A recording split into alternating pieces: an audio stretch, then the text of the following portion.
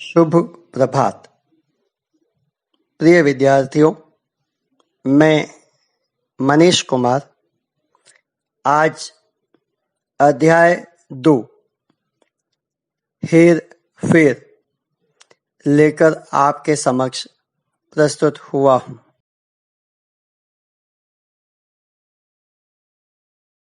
प्रिय विद्यार्थियों, पाठ 2 हेर फेर इस अध्याय के लेखक श्री सुदर्शन हैं। इसमें उन्होंने बताया है कि धन मनुष्य को संवेदनहीन बना देता है। वह करुणा, ममता, दया को भूलकर स्वार्थी और संवेदनहीन बन जाता है।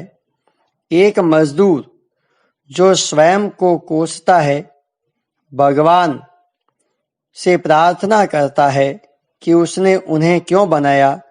वही मजदूर धनी बनने पर, अमीर बन जाने पर मजदूरों के ही अस्तित्व पर प्रश्न चिन्ह लगाता है। इस प्रकार वह दूसरों के प्रति संवेदनहीन बन जाता है, अपने पुराने दिनों को भूल जाता है। ऐसा हमें नहीं करना चाहिए।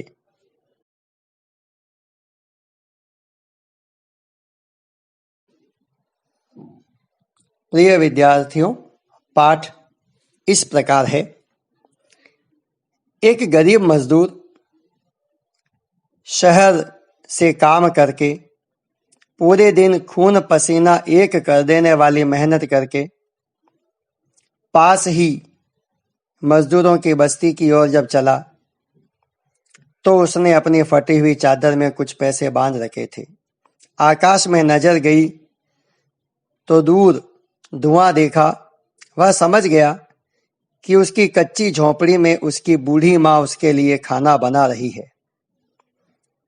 उसके कच्चे घर में, उस छोटी सी कच्ची झोंपड़ी में सिवाय एक दो बर्तन, एक चूल्हे के अलावा कुछ नहीं था, मगर वह सदैव खुश रहता था। अचानक उसके सामने अमीर लोगों की बारात आ गई। बारात वालों ने उससे रास्ते से हटने के लिए कहा तो उसने कहा कि यह सड़क मेरी भी है। इस बात पर बारात के आगे चल रहे नौकरों ने उसे मारा, पीटा और उठाकर फेंक दिया। धीरे धीरे बारात दूर चली गई और वह वहीं अंधेरे में बैठा रह गया। उसने आकाश की ओर देखकर भगवान से प्रार्थना की कि हे प्रभु, जब हमारे पास धन दौलत, महल अटारियां नहीं हैं, तो आखिर तुमने हमें क्यों बनाया? क्या इसलिए कि अमीर लोग सदैव हमें।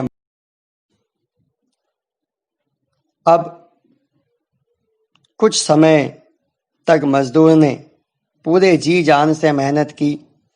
उसने दिन में आराम नहीं किया और रातों को भी जाग जाग कर काम किया। उसने शतरंज की चालें चली, धोखेबाजी से काम किया, खूब धन कमाया और इस प्रकार वह धनी बन गया। अब उसके पास नौकर चाकर, घोड़े, पालकियां, सब कुछ था। एक दिन जब वह अपने घर की ओर लौट रहा था तो अचानक उसके सामने एक बारात आ गई जो मजदूरों की बारात थी। उसने अपने नौकरों को आदेश दिया कि ये हमारे सामने क्यों खड़े हैं, इन्हें मारकर भगा दो। डंडे बरसने लगे तो खूब शोर मचा। उससे उसका दिमाग खराब हो गया। उसने नौकरों से कहा कि मेरे गलीचे, मेरे कालीन यहाँ बिछा दो, मैं यहाँ आराम करना चाहता हूँ।